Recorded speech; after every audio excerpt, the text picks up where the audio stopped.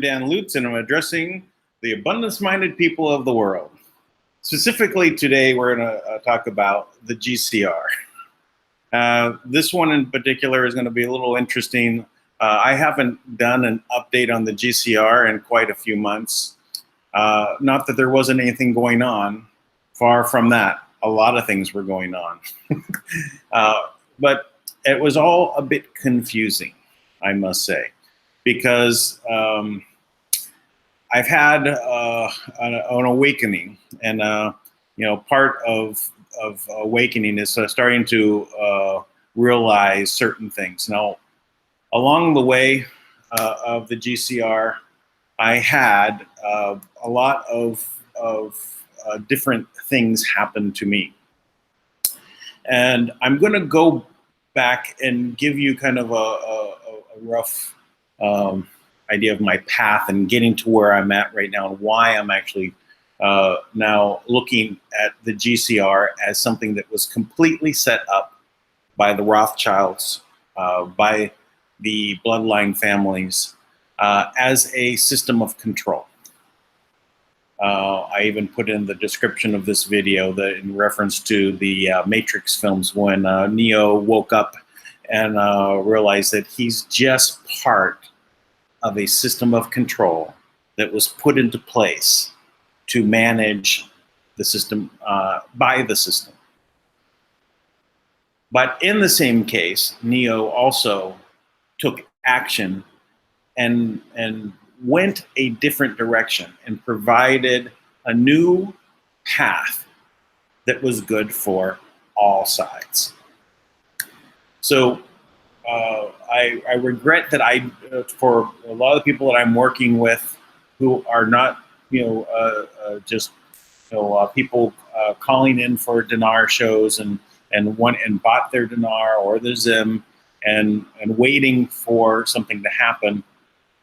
The people that I've been working with have been key parts of the GCR in different areas, and really good people, right? And people that have been involved in government at high places, developed, the systems of security and banking, even terror alert systems. These people are in the game, right? They're part of the system. And the system was preparing for a GCR. This I am convinced of. But along the way, it was nagging at the back of me that there was something else that was going on. And it was kind of hard to really, just put it aside. But I think that wasn't there all along. Is that behind the scenes, there was something that was wrong. And it was hard to really put a peg in it completely. But now, a lot of things have come to light, actually, especially in the last two weeks. Though I've been kind of brought online with those thoughts over the last year specifically, but where the Manna World Holding Trust comes into play, and how it actually was connected in with SwissIndo at one time. And that there was a real push to create a new system. But on what side was that and everything? So I went on a completely a world journey that, since 2014 that has taken me to the poorest nations on the planet. It wasn't like an itinerary that I basically pegged out. So, well, let me go to this poor place and this poor place. I literally went to Mozambique in South Africa and dealt with the revolutionary general there, General Chipunda, and they're wanting to take their natural resources and bring them into abundance for their people. Right, and made a connection with the Chinese through other business associates of mine that would fund the deal.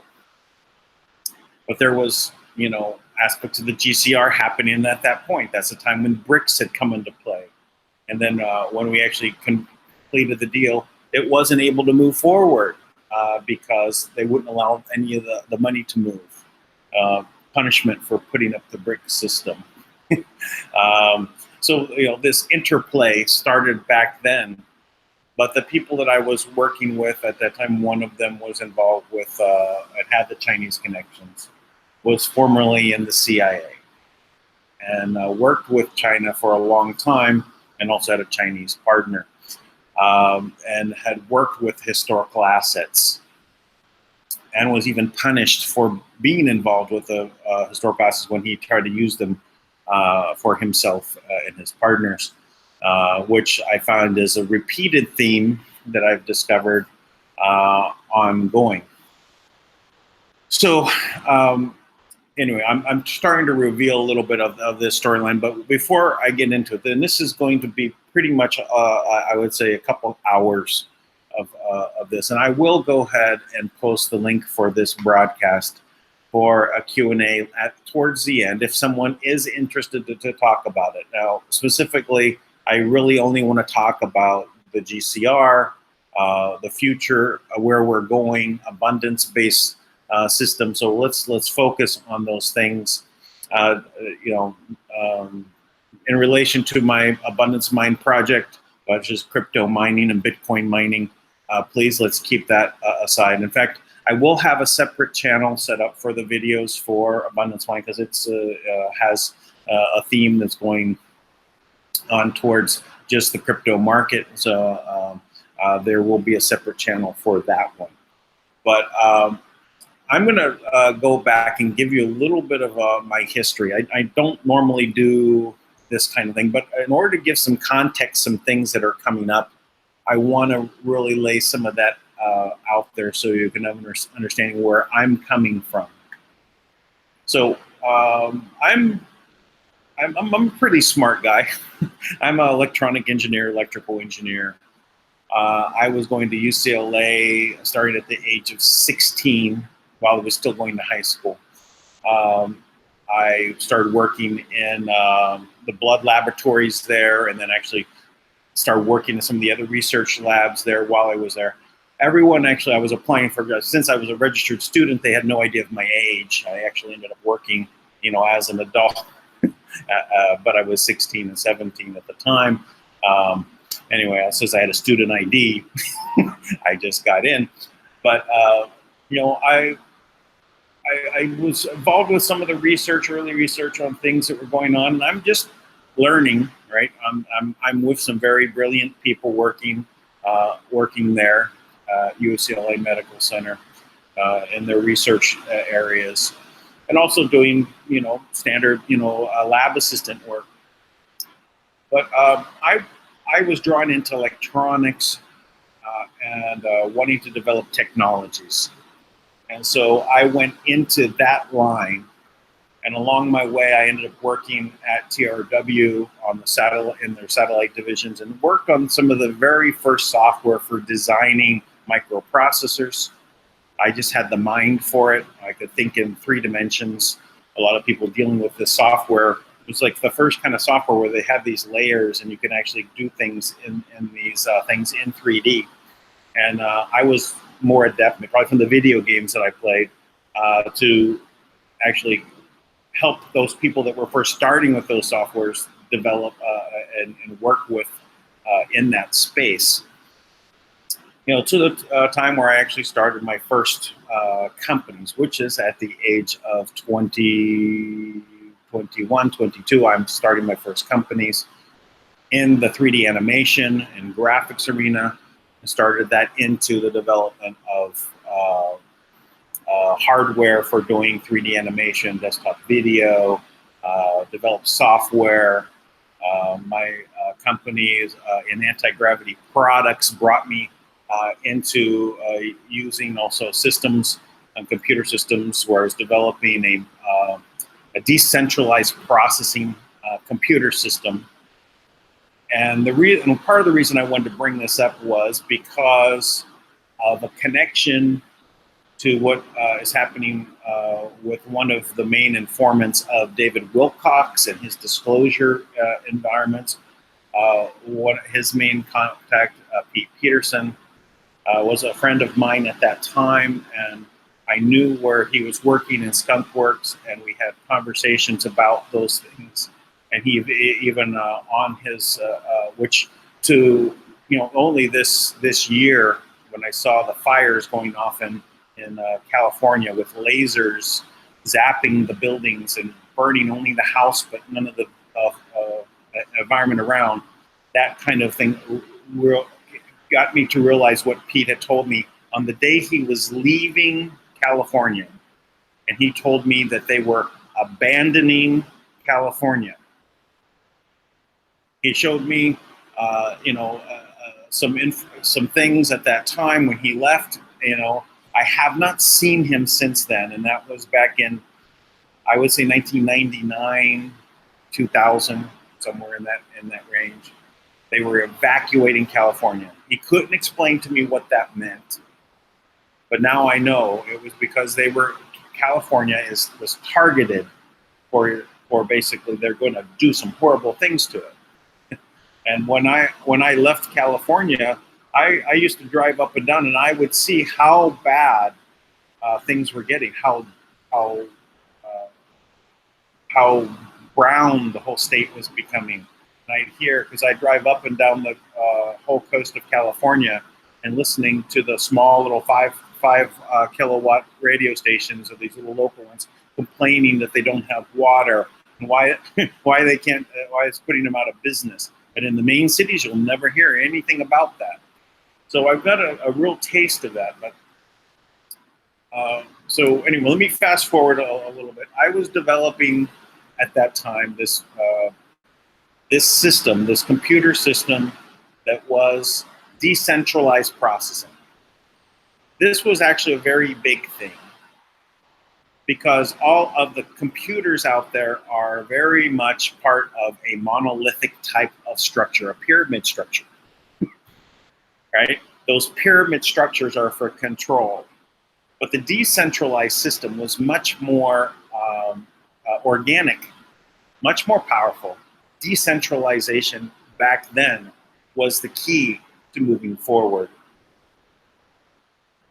Back then, I was looking at private social environments, private for your individual and private for the people, because I knew that as the systems were developed, that we were going to be moving into a world where the access to the people's information, to their personal information, should be safeguarded, not just widely spread out there and then mined. It is yours, your resource. I knew back then I was looking at patents on fingerprints on the mouse. So when you hold the mouse, your environment would come up wherever you were.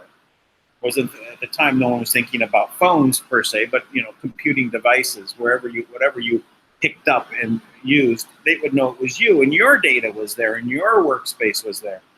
That's where I was going with things, and where that evolved to after I took a hiatus from the tech bubble burst and those things that happened, and I picked it up again. I was developing a social networking e-commerce platform.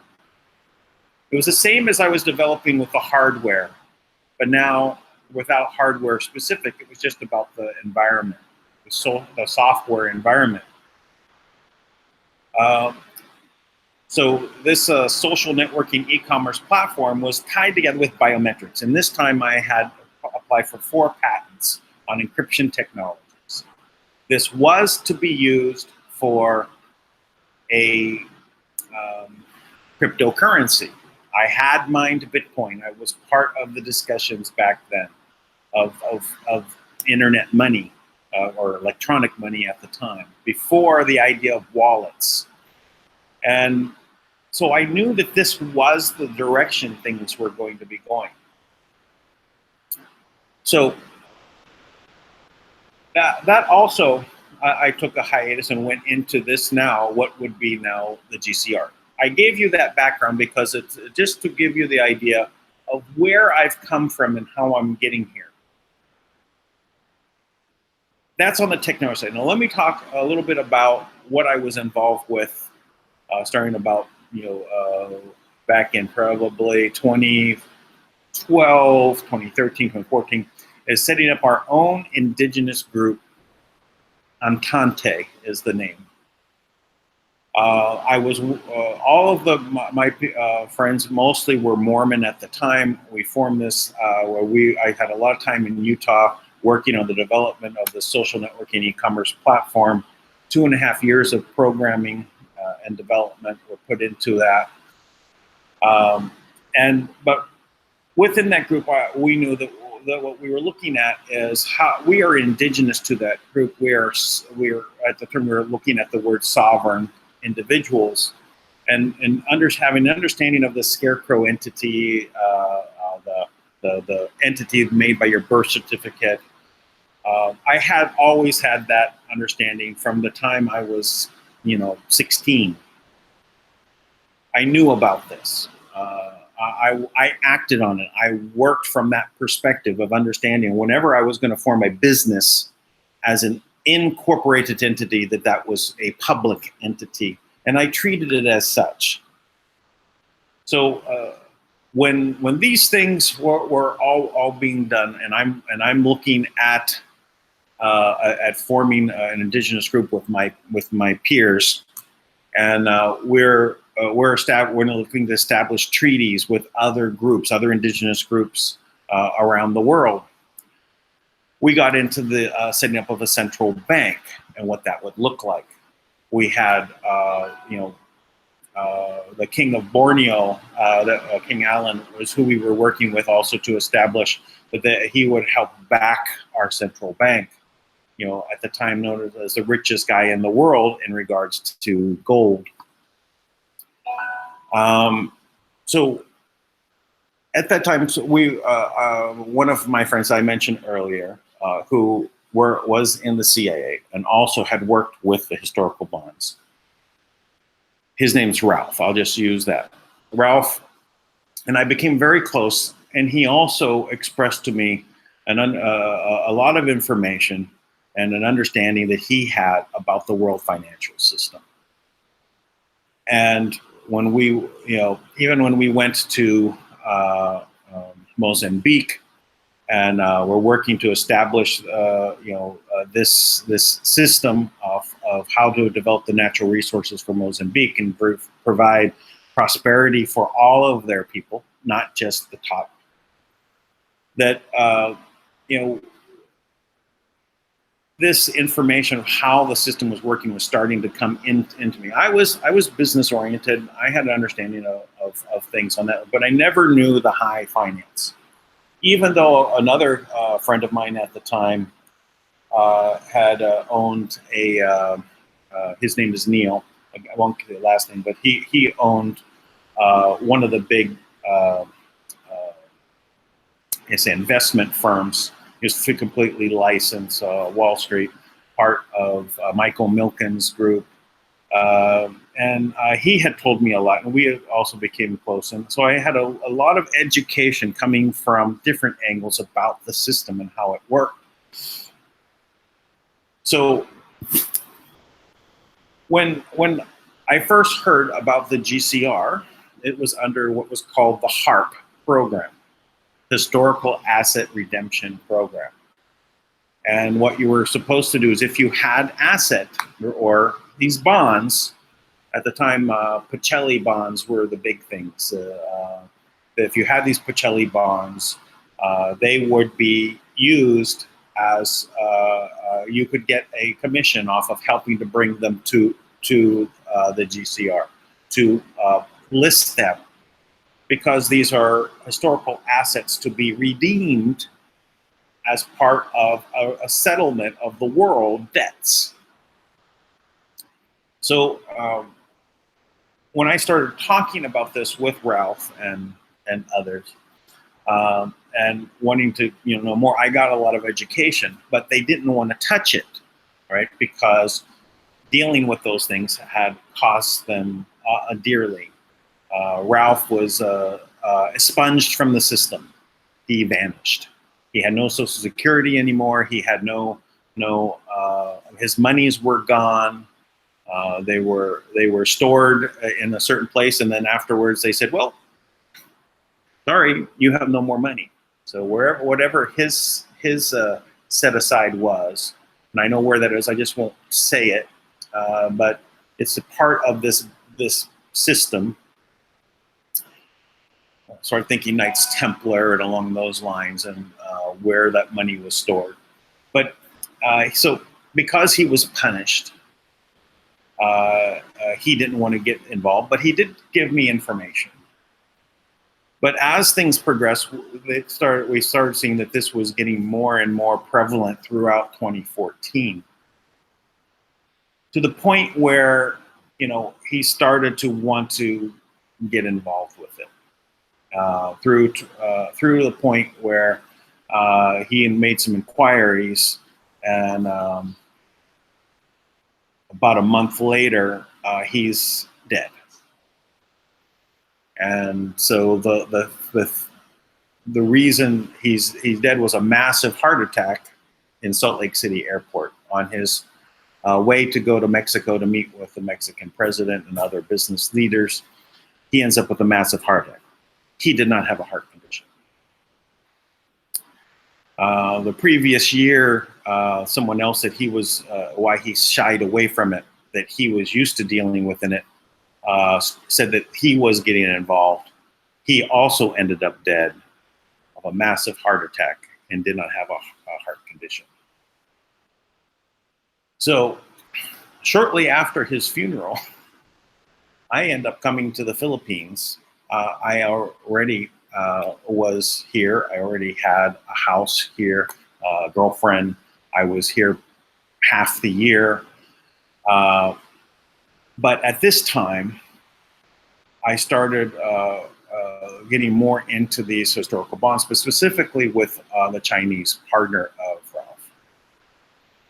And he had basically said that, you know, we were able to go ahead and work with the people in China to bring those historical assets and put them into the redemption. Of course, no, we're just, I was very still new to this, but I started getting even more information about what that was.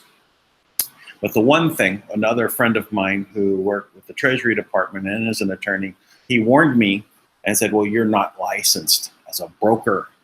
You can't deal with bonds. That's specifically that. You can't do that. But they were saying there's global immunity. So an investigation of a global immunity, I had wanted to find out what that was all about. So I was only here in the Philippines for about 2 weeks when I said, okay, well, let me see if I can find out what this global immunity, because no one is bringing me the information. I did research, and the only one I found talking about it was a new entity that had just formed 2 weeks prior in Laos, SwissIndo. And so at that time, I had contacted them, and I wanted to find out about this. And they were asking if I wanted to meet with the king. And I said, well, you mean King Allen? I knew that king, right? And they said, no. That okay. Well, yeah, I'm open to, I just want to find out about this. You guys are talking about these assets. You're talking about immunities. So I'd like to know more. So we arranged a meeting. Now I'm going to take a little step back and to give a little backstory about this meeting before I actually left for the Philippines. So we're only talking 3-4 weeks beforehand, before this meeting actually occurs. And I'm still in America. And this is more of a spiritual side of this. And I am a very God-oriented, I'm not religious-based, but I am God-oriented. I actually try to follow God's path as best I can. And I have had psychic experience. I've had visions. I've had things that, no, this is not constantly, but at certain times I get, prompts, I get understandings, and literally I've had, whole visions and unfold. I've also had the near-death experience back in high school, and I died with my body, but that's a whole other story. But I'm giving you some of that background, so that I am one that will follow my what I feel is God's path. And and the reason I'm telling you this is to relate to why, when I go to SwissIndo, this has a profound impact on what I'm doing, so that I have confirmation that I'm on the right path. And it goes like this. Before I leave, I'm packing my bags. I'm getting ready to leave. So my flight is that day. And so I'm going through my clothes and I'm deciding, what am I going to bring? I'm having urges to bring my suits. I don't bring my suits. I don't. I'm an occasion, I know I'm going to use a suit, I'll bring a suit, right? And, other things, I guess some strange, things going on while I'm packing. It's actually taken me twice as long to pack my bags normally because of this point. And then in particular, there's a couple of shirts that I have that I had for a couple of years that I got in Thailand. And it's actually, I decided to wear the shirt. This is the shirt. This shirt, I didn't want to bring with me. I just didn't wear it anymore. It was kind of not the style, little patterns on here and this thing. And I didn't wear them anymore, and I didn't want to bring it. So I kept literally just pushing it out of my mind all through the whole packing experience. And when I actually got to the end, and I still had this idea I should bring them, I still did not listen to my gut. I literally took my bags. My daughter was bringing me to the airport. So I got in the car, put my bag in the trunk, and we started to leave. And I, at that point, said, stop. I went back in the house. I went in and got the shirt, and I came back and shoved it in the in the outside pocket of my luggage. I was like, okay, I'm bringing the shirt. Okay, now fast forward. Sorry to give you that background. I make my way to Laos. And even the timing of which I got there was interesting. There was some delays. I had to literally cancel a flight and rebook, and the whole thing there. So it actually delayed me getting there. When I actually did get there, there was a delay in the time to meet. So I was literally there probably a week, or I'm supposed to meet a couple days after getting there. Our meeting got delayed. I just took the advantage of being in Laos and experienced Laos. And I went to the markets, I went to the temples, I went around, but and I did research, a lot of research. So after about a week and several delays, the day of the meeting comes, and they said, we're definitely going to be there tomorrow morning at 8 a.m. Be ready to go. I was ready to go. I was up at 6, got dressed, ready to go.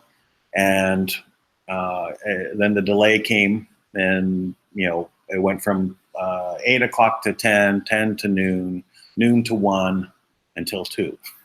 Finally, they show up, and at that time I'm back in my room. I get a call from the front desk that says, hey, they're here to pick you up.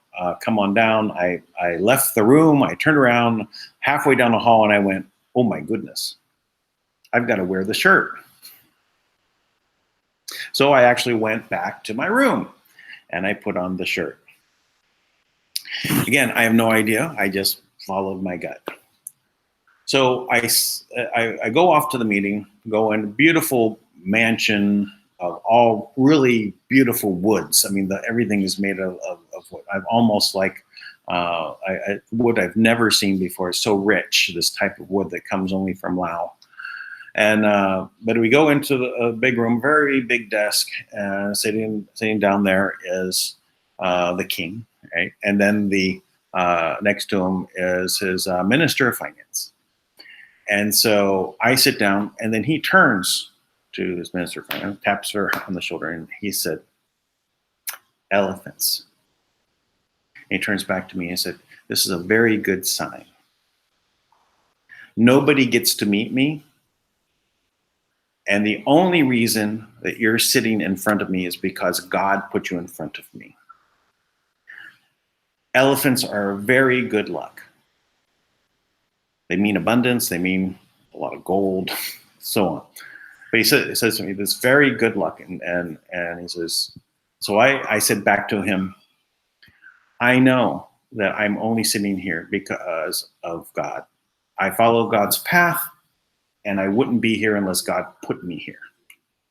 And then I just explained to him the same story I just explained to you about this shirt. And my prompting. So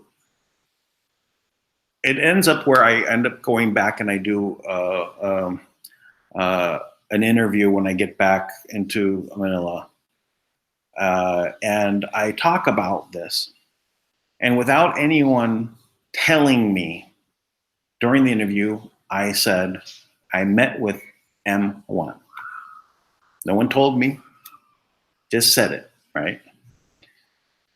And it was through that research and everything that I was doing that position that was held by President Sukarno had come out in that thought period that this is M1. That video went viral. The first video I ever experienced actually went viral. I literally watching the view count going up about 4,000 views an hour. And it was somewhere upward of 80, I think it was 86,000 views when I saw it reset to 0.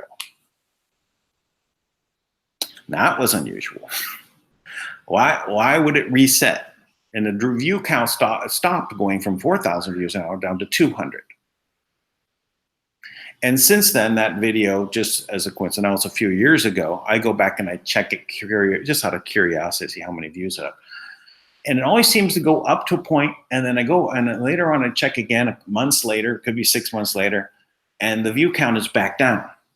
So it's been reset a few times. And that was just an unusual thing. So, but why would this have to be reset? What's this information? So, I had this prompting about the shirt. I had this. So this pushes me into the direction of going back and doing interviews with Mr. Sino AS, who is, who at this time has said he is M1 in this interview process. So a lot of interesting things happen, on these next couple months where I go back and forth from the Philippines. I think I have 4 trips to Laos, spending a few weeks at a time there. And this experience, I'm relaying that what I was trying to do was, of course, get the information about the immunity, global immunity for dealing with these. And he explained it to me, and I understood it then.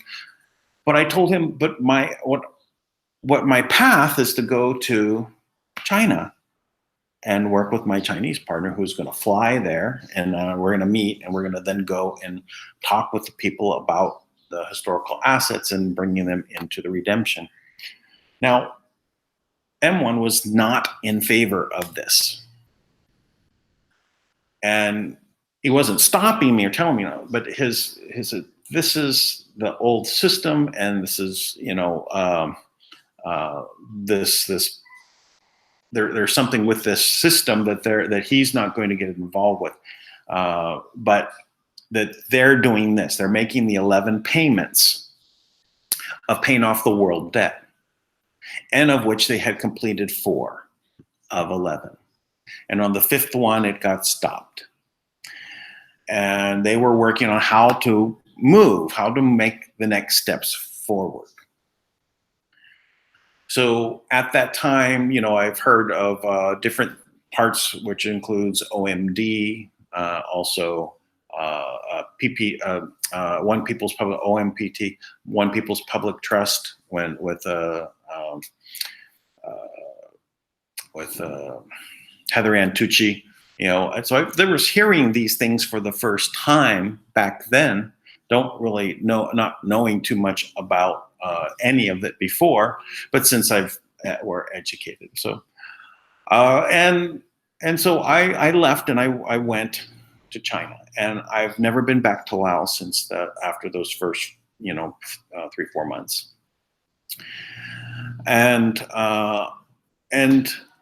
as far as I know, the rest of the payments have never moved past that. And I always was thinking, well, of course, the system itself, which was set up by the royalty of the world, pulling all their assets together to create a system in which they were going to have it function as a way of funding the world. But that means the whole world, not just a very small sliver of it. And that these assets were then pushed out of the systems in the 60s, and that the people who own the assets no longer had the power in the system. They were, basically set aside. But all these agreements they put in place for the assets, all actually, which funded the system, come to an end. And when they come to an end, the system has to be, there has to be the next version of the system, right? Which was everyone was supposed to be abundant at that time. So back in the 60s, this is when Sukarno made the deal with JFK at the Green Hilton Memorial Agreement, where 140,000 metric tons of gold were made available for Kennedy to put a new US dollar that was gold backed on the market.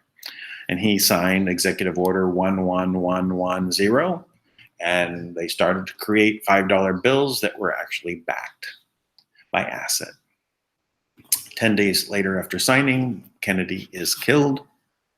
And the next couple years, Sukarno is displaced and put under house arrest by the CIA. So they had a whole civil war in Indonesia, putting the military in charge and sidelining Sukarno. So they took complete control. So when you look back at SwissIndo and them trying to go ahead and make the payments, and they were successful. And they were successful for 4 payments. I had found out who actually made it possible for that to have happened, which was another organization, OMD. And no, I heard about it, but I had very little to do with anyone in that organization, but I heard about this, right? And so, with best wishes, I've always had a positive outlook of what SwissIndo was trying to occur, or what they're trying to achieve, not occur. But what I had reservations about a worldwide monarchy, but the system we're in is a prison, a gilded cage has become tarnished. It's not something that that I was going to just say no. I don't want to even hear about it, but. I was not so thrilled about a worldwide monarchy. I believe in sovereignty for the individual, right? That we have say over our own lives, and our own worth is priceless. So, but whatever was to occur there was sorry. So, but anyway, as I said, I went off to China. I started to work and understand what was going on with that. The people that I was working with, who said that they represented one of the largest trusts, and one of the largest trusts was the ones that were involved with bringing these together. This was not part of HARP. It was something, another trust involved. And it turns out that the people that I was working with at that time were just super brokers who were collecting, going to put themselves in the position of being the people, right? So there was some interplay with about this, because I made a deal with one of the mountain authorized people for one mountain, and put it through the channels. It turns out that the guy that we were working, the super broker, ends up trying to go around us, ends up at the mountain in China. We're in Hong Kong, or we're in Shenzhen. I think we're in Shenzhen at the time where we get this call from the people in the mountain, and they're saying that there's someone here, is this such and such name, and he's got the pictures we gave you of some special boxes, right? And I said, oh, really? And they sent them to me. I looked, and I'd actually coded the photos, so I knew that, that they were the photos that I gave out. No one would be able to know the code or how I did it, but I knew the technology that I could code the photos and know that they were mine. And so they were my photos. So that was the proof I needed that they had gone around us. Needless to say that the mountain people did not meet with them, and nothing at that time. And I pulled, gave cease and desist for that direction of things, and stopped it. But at that point, was revealed who he was dealing with was the Rodrigues Trust. And so I started doing my investigation of the Rodrigues Trust and what is the Rodrigues Trust? And how does this all tie into the GCR? So the Rodrigues Trust is basically has to do with a royal decree where Queen Elizabeth decreed to the Rodrigues brothers in the Philippines that you own this Philippines, right? And that title of land, that ownership, has continued to be passed on even when it's gone in through the British hands and the American hands and back into the current status where now there is the Republic of the Philippines. They all honored the previous titles of land. And I started reading up on months of reading through government websites about the Rodrigues estates and then the challenges between different parties. And it was very comical on certain bases, because there was even a case where the Supreme Court had ruled, the Philippine Supreme Court had ruled on this being the correct line for this Rodrigues family. And then a lower court ends up overruling the superior court, which can't happen, right? And of course, now that superior court admonished the lower court. So anyway, I did a lot of research, and then ended up coming up with how the Rodrigues estate was going to be used as part of this system under an agreement that was reached with the Americans and the Chinese. And the asset manager at the time was Dr. Alan Collier. He was married into a royal family here in the Philippines who was also quite close with Marcos. And Marcos had worked with them at that time in doing things. And after this led to me getting a mandate letter from the estate to go and help bring in those assets. So, but in my next time I'd gone in, we're not just dealing with the mountain elder of one mountain. We were dealing with the mountain elder of all the mountains. And this gets into a whole other story between the communist Chinese government and then the previous Democrat version of the government, what would be now left and gone to Taiwan, the Taiwanese old China government, in which all the mountain warehouses were under the old China government. And so there's been a standoff between the two sides for all these years, which has led to there being two versions of who owns the assets and who has say over them coming from there and lodging them. So, but that being put aside, everyone at that point has been waiting for the GCR. And it was supposed to have happened. And let's talk about the mechanics a little bit of this GCR and what are we really talking about here. The system put in place with all of the asset and everything that was put up there was put into a trust in order for one person to be like the signatory of that M1 position. There was some checks and balances in that system. He's not the only guy. In fact, it's kind of a mini pyramid.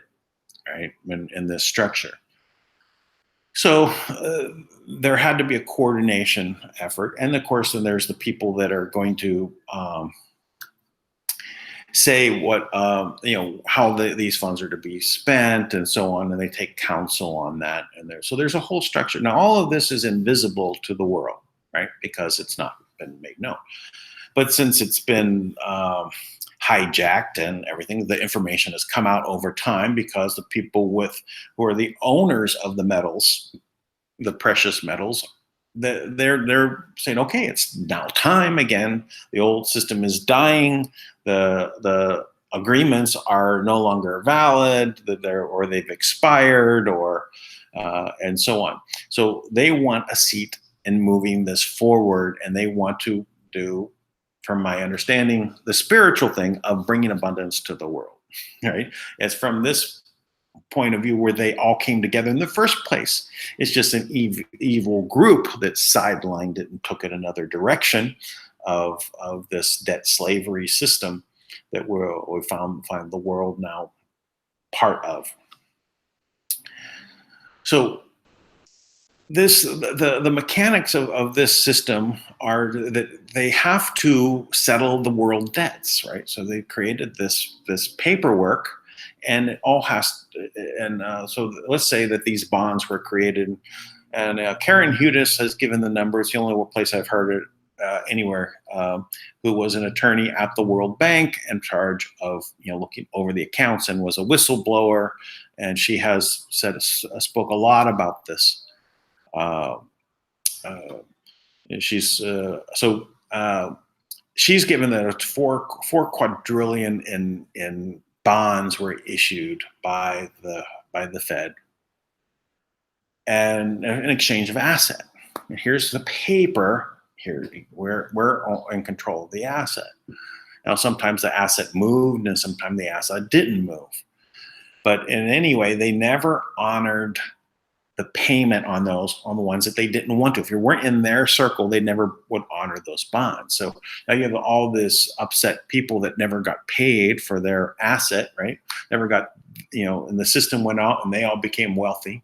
So how do you settle this, right? You gotta come up with, well, who has what asset now? Because people have been moving the stuff around, the paper, and they got to bring it all back in, and they have to now settle it and come to a conclusion. That's what it's all about. So in the next world economy, that it all is then fresh, and you've heard of Jubilee, and this are like all debts are forgiven. But it's all well and good. You could say, well, all debts are gone, but then you have a bunch of people with the metal that say, well, sorry, you can claim a Jubilee, but you screwed us for a long time. Whether it's Chinese or whether it's Indonesian or mostly Asians, but it's everywhere in the world. Someone got screwed, except for this small group, right? So they need to settle this. So the Philippines is a large asset with a lot of in-ground asset. It's a lot of value. It's a held piece of private property, that when you have a debt by one side, and then you can actually acquire that debt, it becomes your asset. You can literally balance the books if you have a third party in the middle, and that's the point of the Rodrigues Trust, is to play that role. And they are also, a lot of these assets are here, especially the gold, in the Philippines. So there's a part to play by them. So they also, the Rodrigues, have many projects. At one point, when we closed this out with the historical assets, there was over 1,000 contracts already completed for this. I mean, who's bringing in these assets enough? So to Rodrigues, and there's all these humanitarian projects, and I've put my humanitarian projects in, and so we're talking about redoing the world, right? Creating large projects that benefit everybody. And so this is, where the GCR has been and how it's been set up. But What I want to really kind of get into is what I've been feeling over this all this time, and my hope was that the good guys, the white hats, were in control of this thing. And I'm dealing with white hats, and they are good people, and they want the good things to happen, and they're just as wanting to get going with this GCR. They're ready to hit the ground running. As soon as that money hits the account, boom, they're going to start rolling with these things. Everybody's ready, all good intentions. But who put this in place? Who did this? Who set it up? Who knows that the financial system is coming to an end? Who put in in the Economist magazine 30 years ago, a phoenix rising out of pile of burning cash with a gold medal around it that says 2018? It's owned by the Rothschilds. They knew when the system was going to crash. They were going to crash it in 2018. Hillary Clinton was to get into office, and by 2018, everywhere at war, they can blame the crash of the economy on the war. They can lead to a whole new, we've got to start this all over again, right? Well, what happens? Well, we've got all these people out there raring to go, right? They're all organized. They got their Zim, and they've got their dinar, and they've got the historical assets in line, and so they're ready to go. So they release this new money based on USNs, UTNs, which are more notes, more debt notes, to everyone go start running. And they're going to start spending like crazy. This is the new money where it's all backed by asset and so on. So they're back to using asset in the beginning. But who's in control? This GCR it has all been set up, in my opinion, and I've been talking with my friends in this, where I'm in this with, and I've got Zim with, and I've got historical assets, and we're all been waiting and waiting. And I've been telling them, I've been hearing about this for a while in back of my head, it's been playing.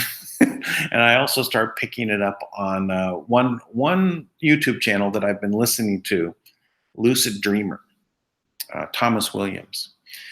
And everything that he was saying was spot on as far as I knew for everything, but except whenever he would say, well, the GCR is not going to happen. And it's because it's the Rothschilds is behind it. And now I had the feeling about it, but I've been like thinking, well, it's the good guys are really in control. They're going to make sure it goes the right direction. But this linchpin never being pulled, this whole setup where it's about ready to happen, has been right there, and everyone's sure it's just about to happen. Money is in accounts already. The new money, it's in accounts. It's there, ready to move out and go to all the places and everything they've done. But it's not happening. Why?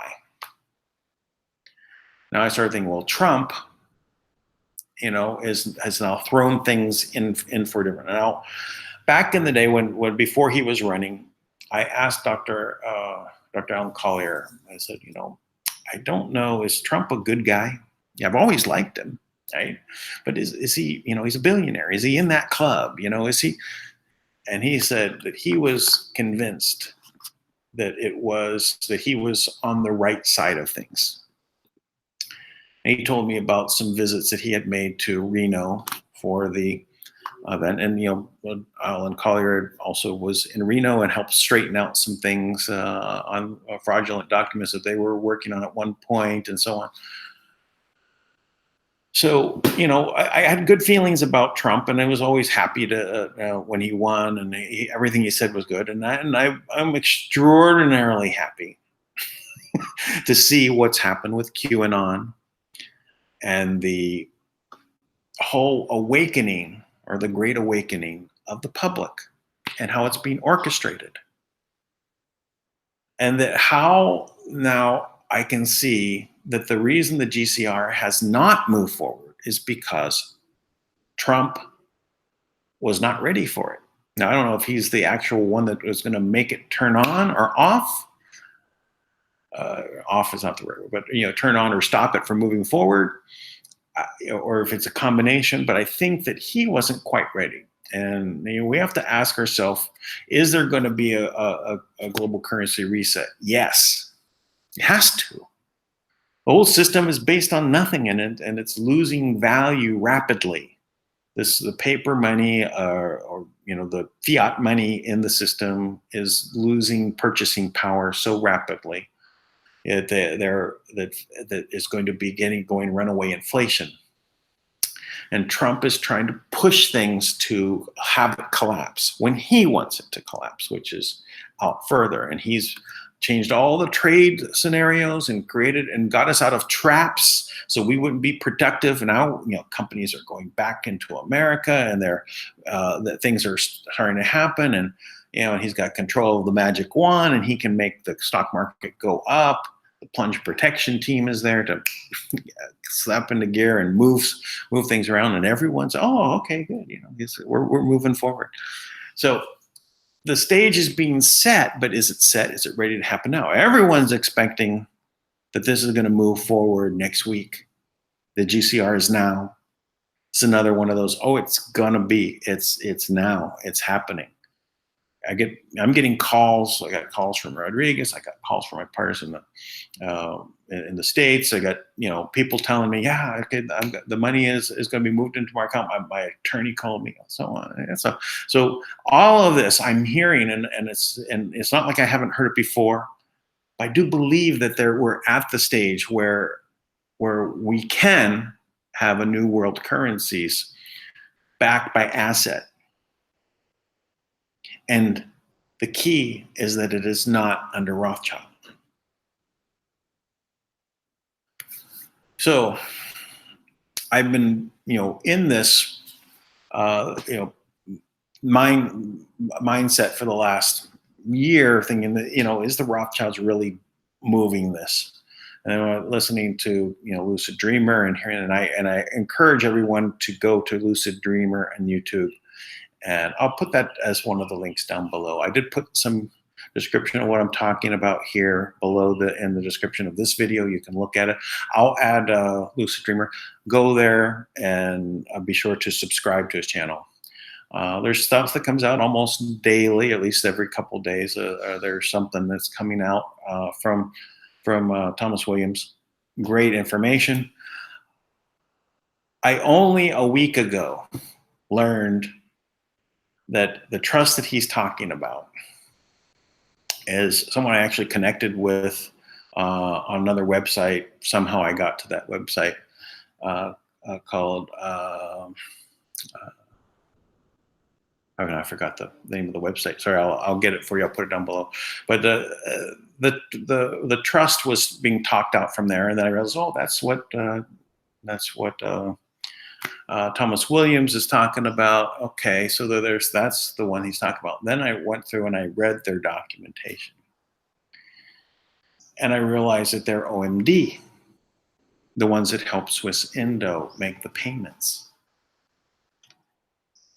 So that they're now saying that the GCR is not going to happen, or the RV, the revaluation. They're talking about the Zim being worth so much, exchange dollar for dollar. So now I got a 100T note, I get 100 trillion. It's not going to happen. That's what they're saying. And I tend to believe them.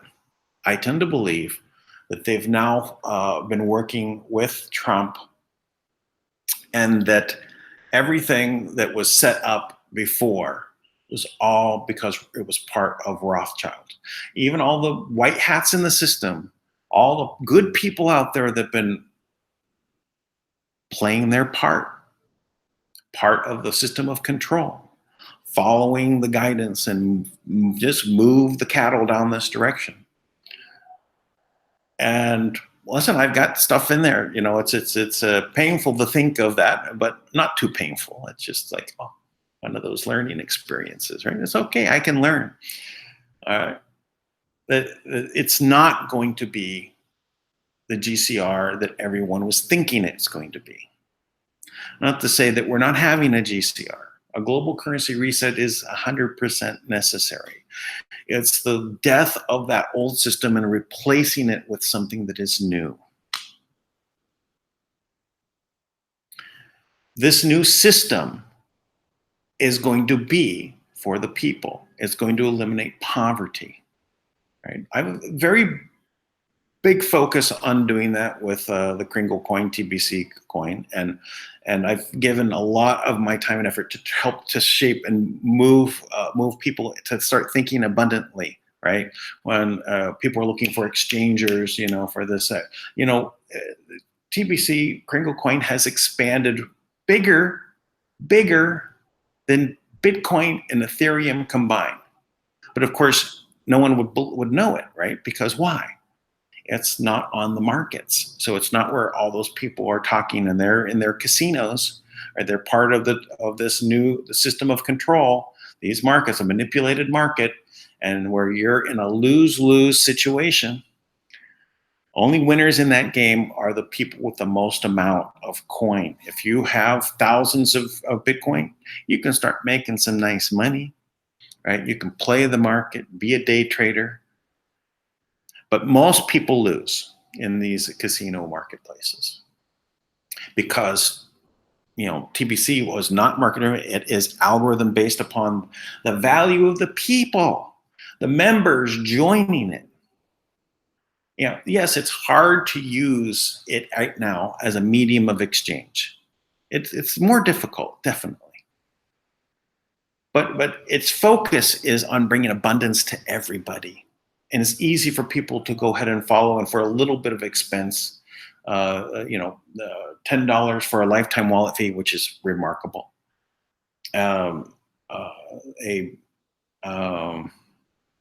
A little bit, $100 purchase, you can get a lot more coin out of the benefit. So you get a little tiny bit because the value of TBC keeps growing up because it's based on an algorithm that basically is pushing it up. It's tied to the price of gold, which does go up, but you've got the upward pressure moving it up.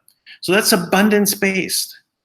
So the concepts of abundance based world are being formed now. How do you make abundance-based businesses? So when we're talking about a new world and a GCR, we're looking at asset-based money, that there's value there.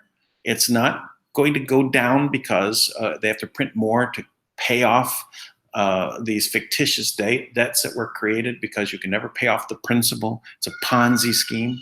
It's not legitimate. It's just everyone went along with it out of greed, because the people who are at the top, they made the agreements. So why is Trump there cleaning out house, right? Got to clean out all of the corruption, and it takes time. The QAnon phenomena is a way of bringing out the information, getting people to dig and think. There's puzzles. There's puzzles in this game that they've laid out here. I mean, if you follow Serial Brain 2, there's another one to kind of, it gets into numerology and things like that. But beyond the numerology, they're literally showing number puzzles where you take the things that capital letters and tweets that Trump says. Why is he capitalizing that? Why is he misspelling that? So those misspellings and those things, you take those and you throw them down into, like, well, this is the letter Q for number 17, right?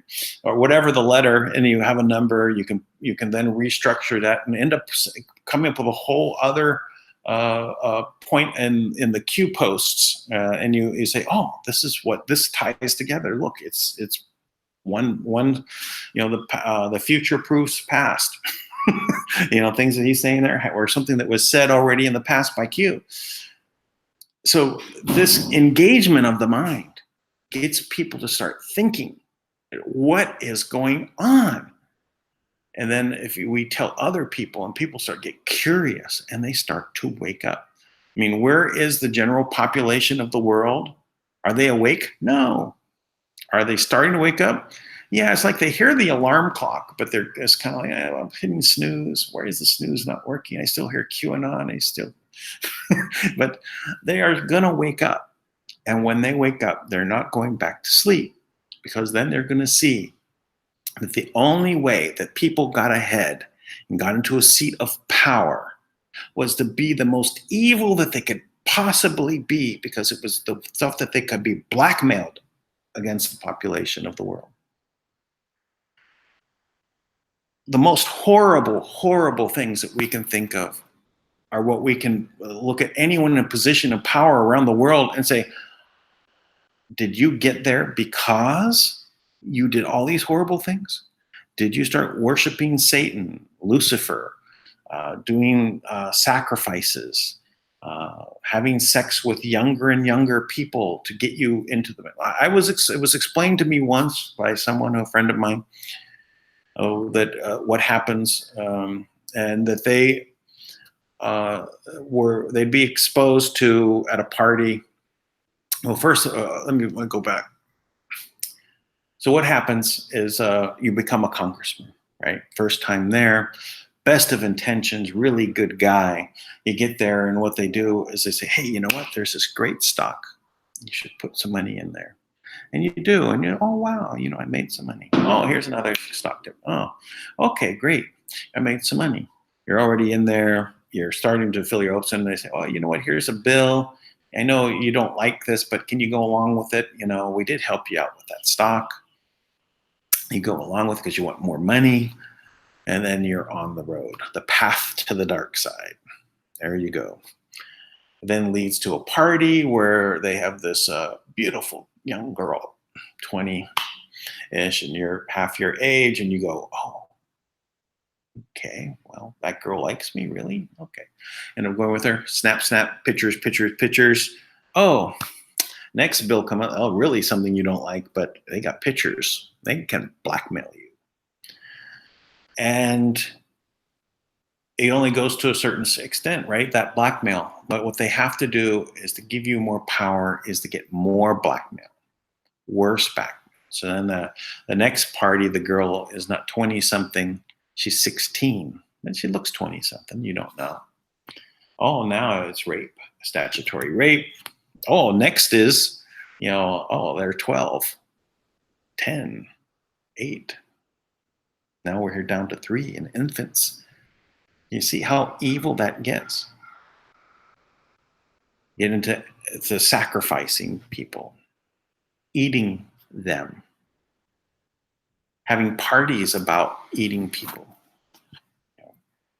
Seen some very gross photos where people literally have been baked like they were a turkey, with all the vegetables around, and they're set up on the table, but it's a person, and it's on the table to be eaten.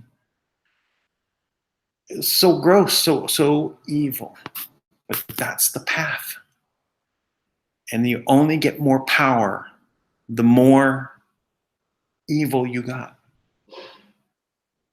And then they convince you that the evil is good. And the whole system was upside down, and they're on the correct side of things, and they're the ones with all the power. So they must be right. So these people have to go. They're entrenched. They're in throughout the deep state. The whole government is saturated. They're in positions of power. They work to make sure that only those people get into positions of power. The people, they are the gatekeepers for security clearances, so that they don't have anything blackmail on you, they won't give a security clearance to you. They need to control you so that you do these things that keep everybody in the system. It's a system of control. And to have those people in the system and move forward with the GCR, how do you do that? How do you make a world of abundance when all those people are still in place throughout the world? Throughout the world. It's not just localized into the US government, deep state. Deep state is a global government that the people are not aware of, that it's already a global government in place, but the people don't know it's there or never told about it. Or if they were told about it in the ideas of movies, in the subliminal garbage that they say, oh, well, we informed you by making a movie. It's garbage. in their mind that that's their information. That's how they communicate to the people. Oh yeah, we told you. It's a sickness, part of their own delusions. Their reality is not the same as our reality. They're living in another world, and they're looking at everyone else as too stupid to do things for themselves. Can't make your own decisions, can't decide for yourself. So they'll do it for you. And if there's just too many people for them to control, well, we might well call the herd. Well, let's take it down a few hundred million, a few billion. I've even heard that they could take it down to zero on the planet and bring back people only from other planets that they've already been on. That gets into the whole technology side. I had a company, Anti-Gravity Products. I was involved with doing some theories about anti-gravity back in that time. And when I talked with Pete Peterson at the time, we had conversations around gravity. He was very reserved about a lot of things, but there's two people in that group of the Brain Trust that I was friends with. So the technologies have been kept from us. They know what's best. All right, that's their reality. You have to understand, what they think is not what we think. What they think is fair is nothing to do with us. They have been designed by their system to remove caring. Love has been removed from their reality. They do not feel it. So again, I ask, how do you release the new world asset-backed money into a world where those people are in control of the world? Can it happen next week? I find it hard to believe it'll happen next week. I really do. I'd love for the Zim to now be valued at whatever. I put one quad aside for just the TBC community, right? Is there a path there that leads us to a GCR next year? Yes. Can we have it within 6 months? Yes, probably. If we start with mass arrest and everyone gets awoken and they all wake up at the same time and they say, well, now we're getting rid of the Fed. Here's the new money. Yeah. Have they all? Maybe they're much more farther ahead of this than I can see. It's possible. I mean, it's a military operation. They could have everything underground, and they're only showing us so much. We're waking up, but has everyone in the QAnon phenomena really gotten to the point where we're all digging? I mean, these guys out there. Here's my favorite. It's like we have the X-22 report. That's another one you should get on. IPOT, In Pursuit of Truth. That's another one, really great. American Intelligence Media, another very wonderful. Red Pills 79, I think it is. 69, no. Anyway, so I'll add those links to there as well, because these are people that do a lot of research, and they dig and they find out, and they're awake and they're getting people engaged. But is there enough at this time to when if they were to arrest, we have what, 70,000 indictments, sealed indictments? Each one of them can include 99 people. Prison barges on their way to holding 600 or 800 seats, or not seats, but prison cells up to New York, with their next stop is Cuba. Are we going to move that fast that we can now say, oh, here's the new world, or new US dollar, at least not for the world. Maybe there's 3. I have no idea what their plan is. Let me go back about a little bit more about that asset. I'm going to do another flashback to Sir Carnot and Kennedy, the 140,000 metric tons that was put aside. The way I see it, I might not be correct, but as what I've been able to put together, the gold asset was put into Hawaii. It was moved from Hawaii to the World Trade Centers under, I think, Reagan's time. After 9/11, of course, which was, a stage event, and they blew up the building, they took that gold to Canada. I believe that gold has been recovered. It was according to the agreement that even though Sukarno, who was again only giving control over it, not the ownership still resides with the owner. And I don't know if it was all the gold that went to, maybe only a portion of it went to Hawaii, and a portion of it, like one bar representing more. They did things like that too. I don't know the complete deal, but the gold moved, and I believe that Trump has reacquired that gold. Because there's been statements made that in QAnon that we have the gold. That's enough gold, 140,000 metric tons. A lot. China gathers, they're gathering as much, they're getting about 3,000 metric tons a year. Russia is also grabbing a couple thousand metric tons a year. I don't know how much the U.S. has been gathering, or America. That's a whole other story. American Republic versus USA Incorporated. And I'll get into that right now, but the gold was acquired. Now, there's another set of gold that comes into play. Kim Jong-un. His royal family was due to receive their gold that they put out for the Marshall Plan in July. And when did Trump meet with Kim Jong-un? It was in June. I believe it was before July. I think it was June. Maybe it was May or June. And no more war. Well, why was there going to be a war? Because the cabal didn't want to give the gold back. There's a war with North Korea. Oh, we can't give you back the gold. You're on the bad side. Bad. But what happened if Trump has this meeting with Kim Jong-un and says to him, listen, we know your gold is to come back to you. It's in Basel, Switzerland. It's been kept there as a Marshall Plan. It's supposed to come back to you in July. You should have it. And we should build a new world with you using your gold for your country. And then we could get together and we have we've got gold, you've got gold, and we're going to have a new world. And do you want to play in the new world economy?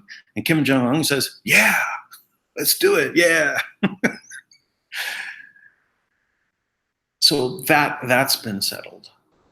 And we're going to have another summit with that. So there's that gold coming into play. But of course, it was in Basel, Switzerland. Are they going to give it back? It's not theirs. So all along, these things are happening. Is the GCR next week? If it's a Rothschild GCR, it's not going to be allowed to move forward because they don't want to have them in power. So if that's the GCR we're looking at having happen, then it's not going to happen next week. I think it's going to be a Trump pushed GCR on his timetable. And I think it's possible that Putin and Ping and Trump are all going to work together on that new system and say, we're all done.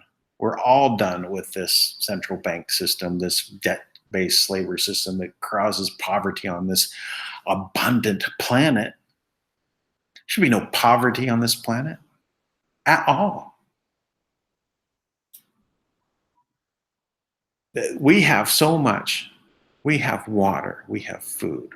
We have plenty of space. We're not overpopulated. That's ridiculous. Just take an airplane ride and look down. We're not overpopulated. We have a distribution problem, mostly because it all flows to the top the wealth. No one has money to pay for the bills coming due. A system set up to where, the more you make, the more they take from you. How can you get ahead? A system where they print as much money as they need, but they have to collect tax? Why? We're printing it. We're printing and printing and printing. Why do I have to collect it from the people? Why? Why not just print for your government items, and why have to charge any interest on it? In the beginning, I didn't even know why interest was outlawed in the Bible, and the Muslims outlawed. It's okay to charge the other people who are not in our group interest, because interest is evil. Yeah, I told a couple people, they get upset with me. What do you mean it's evil? It's not good. Yeah, it's not a good thing. Look what it turns into. No matter what you do, you're going to end up having to.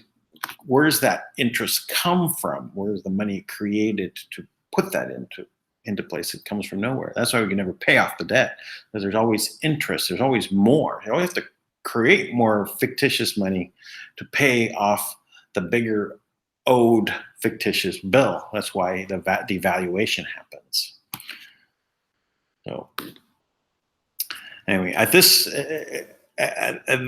time, we can look and see that if we want an abundance-based world, we have to allow for the system to be cleaned out of the evil people. And the evil people, a small portion of everyone, every higher and part of every government is evil. That's not what I'm saying. But to get ahead, most likely, you have a very special skill, and they're going to try and bring you into the club of evil, right?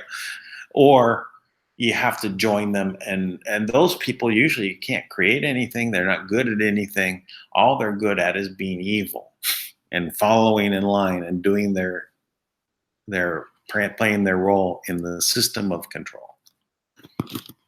So if you look at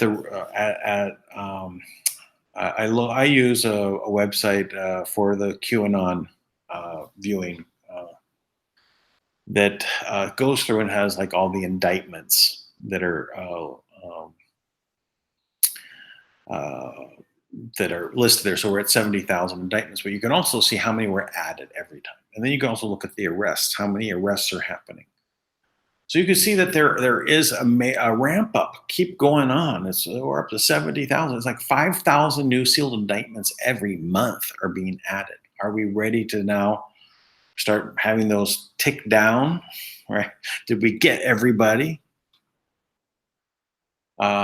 Roger Bernard, I believe is his name, is a former banker from Holland, Dutch banker that was part of the cabal and got out. And he gave a number of 8,000, I think it was 8,500 people that control the world. And he was being moved up into that club until they asked him to sacrifice a child. That's where he broke. All right. He was a broken individual beforehand, but now he's on the healing side. And he admits he does many, many evil things, ruining economies and laughing about it. All the people losing their wealth, laughing about it. No care, no love, no care for fellow human beings. He hated other people. But he gave that number of 8,500 people that rule the world. So can you get 8,500 people in one fell swoop? Probably. Can you pick up 100,000 on one fell swoop? Probably. So if we're at 100,000 people that need to go, how fast will that happen? Well, there's only 30,000 extra beds at Guantanamo Bay, Cuba. Well, I don't know there's 30,000, but there's other places to put the people around the world. It said that there's 2 centers being set up for processing them. So, is there a GCR next week? I just don't see it. I would like it, and I'd like it if it was the new Trump QAnon economy.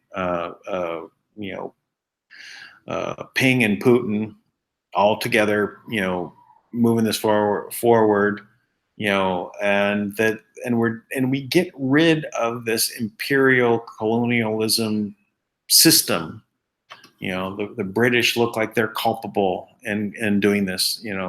Talk about the flim flam that was been paid on the Americans. Not reading the Constitution, not reading what was set up in place, not reading the history, not reading the history of the 13 colonies. To know, that the estates were still estates and owned by the King of England. And that no matter all that other documentation, we thought we have a country of our own, but we're still, it's not,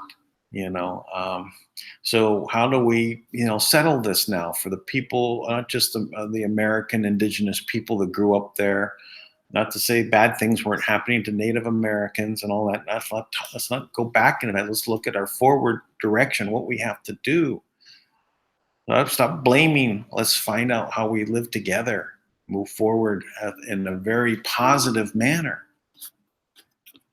We've got the resources. Now it looks like we've got, a good champion out there and has done an amazing thing along with the U.S. military and the patriots and the people that are the researchers and the QAnons, and what's happening with the yellow vests in France. The Brexit. We have an amazing time of our lives right now. This has never happened, ever. Not even the American Revolution, French Revolution. Now this is worldwide. It's a time for all the peoples of the world to work together and not look at the past and say, let's form a new future. That's what we need. We need to focus on the positive, moving forward, and create an open architecture financial system that's asset backed, that values people, and people have the ability to move forward. That's what we need. We need to have that. Are we ready next week? Yeah, I don't think so. I think it's going to take us a little bit more time. It might take another year. It might take until the Fed is looked at for raising the rates and causing the economic collapse. It looks like that's the game here. The Fed is being looked at now. Trump says, "Look at the Fed. Look what they're doing. I'm making it good. Fed is bad. Go look at that. It's bad." And then we go look at it. When are we going to look at it? When the economy gets really bad and everyone's woke up, say, "Well, now I'm woke and I'm really upset because I can't pay my bills and I had money in the stock market." And who's responsible? The Fed. Let's see what they're doing. When does that happen? When do everyone wake up and look at the Fed and say, let's audit them? Now let's see the trail back to the English bankers and what's been going on, with the City of London. And let's not leave out the Vatican. And see, okay, well, it's time to now fix this for the world. So, all right. Well, I think I've said my piece. I gave and what I think we'll do is I'll go ahead in the group. I'm going to go ahead and post my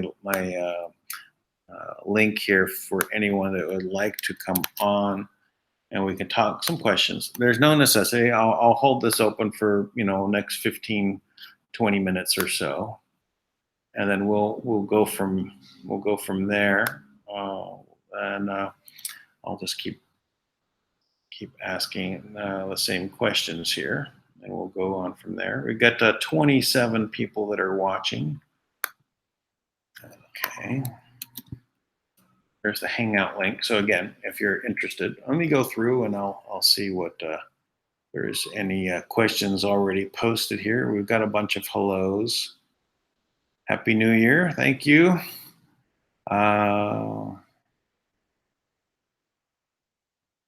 What will be our expectation as a TBCN in 2019?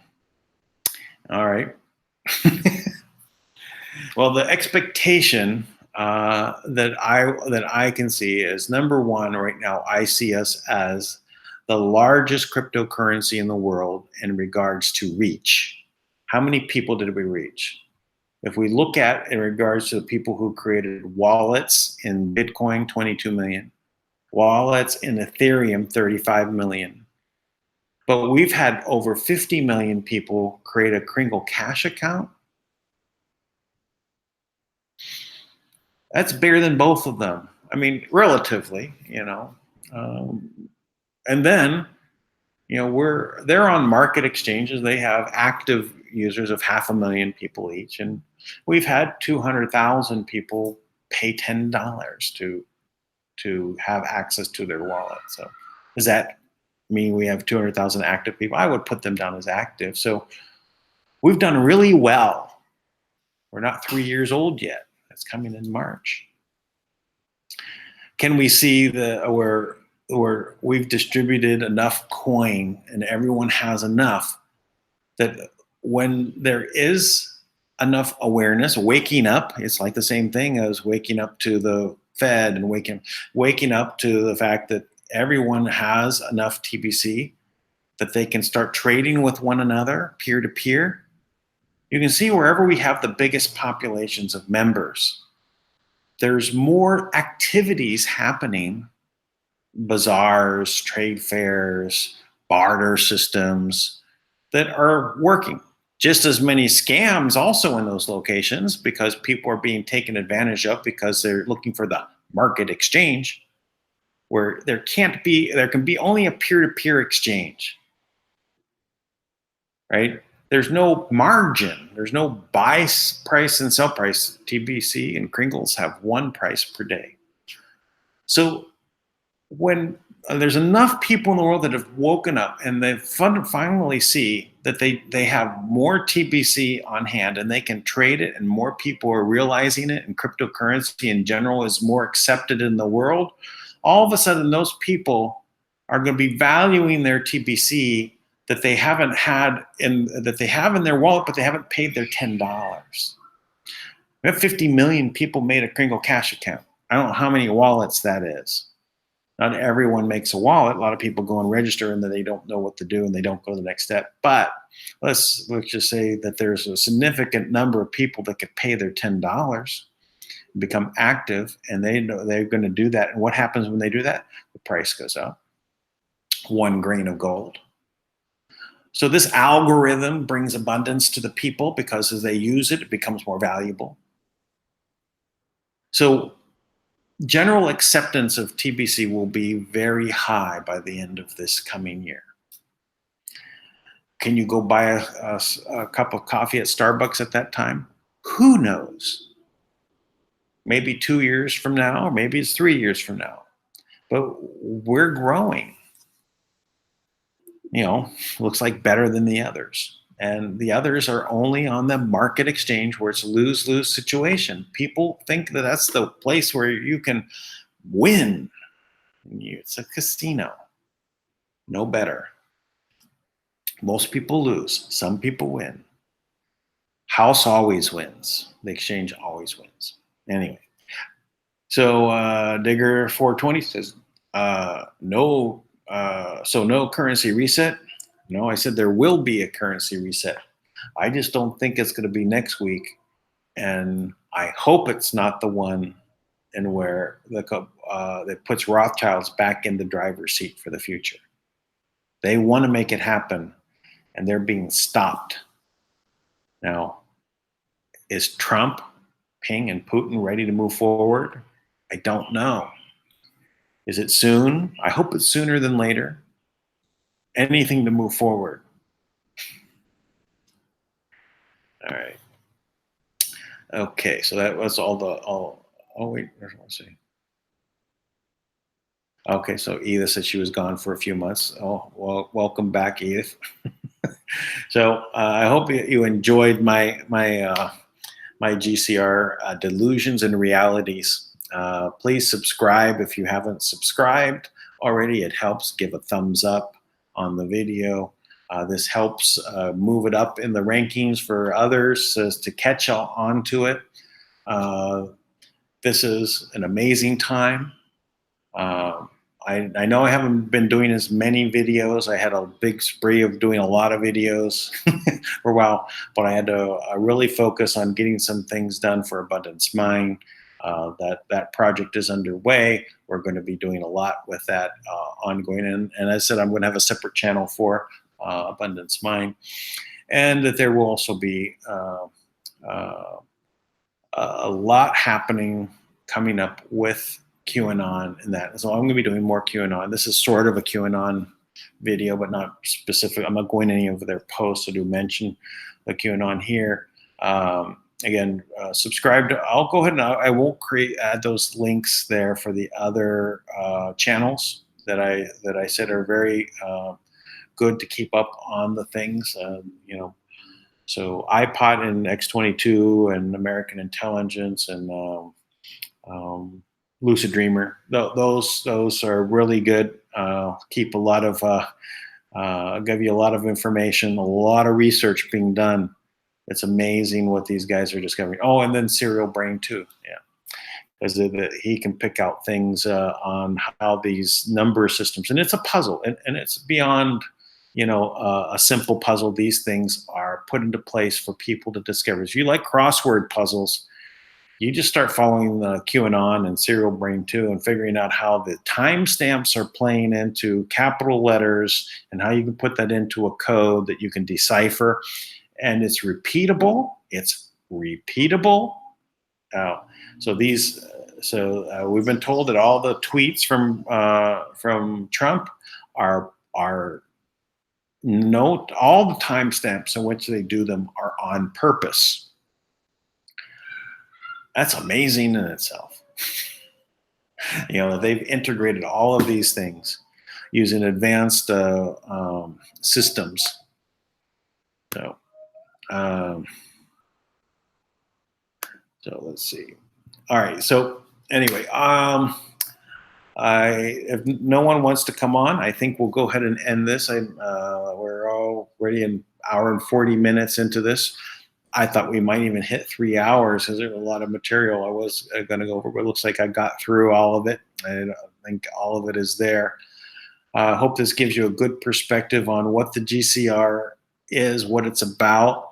But this is an amazing time in our lives, and it's never happened before. In any time frame, we're unique to be here on the planet at this time, and we all have to do something right now. We all have to participate. Even if it's just doing a slight video or doing some research and posting on your Facebook link or whatever it is, just being aware that this is going on, spreading it to some people, telling people what's coming. Because if martial law can happen next week, I can see that the tribunals can start. I mean, it looks like that's ready. But does the GCR happen at the same time? I'd be happy if it does. I'm very happy.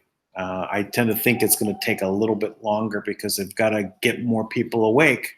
But do people wake up? Will people be able to be awoken just because all these arrests? What if 100,000 people were arrested in a day and it didn't go on the media and you couldn't say anything on Facebook or YouTube about it? How would people know? You got to do it verbally.